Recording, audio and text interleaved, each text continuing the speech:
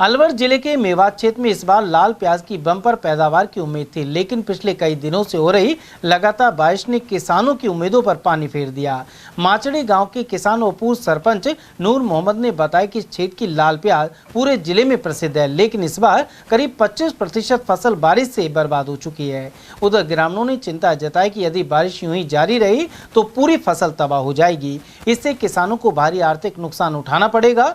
काश्तकार नूर मोहम्मद ने बताया कि एक बीघा में प्याज की बुआई पर लगभग 35,000 से 40,000 तक की लागत आती है।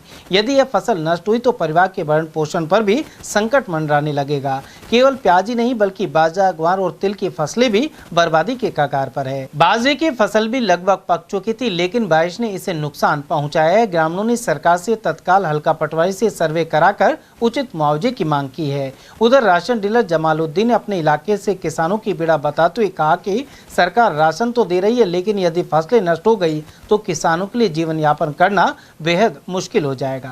प्याजन में कि काफ़ी गलन चालू हो गई, पालर गिरने लग गई खिरिया पे, क्योंकि लगातार बारिश होने से बहुत बड़ा नुकसान हो रहा है किसानों पे।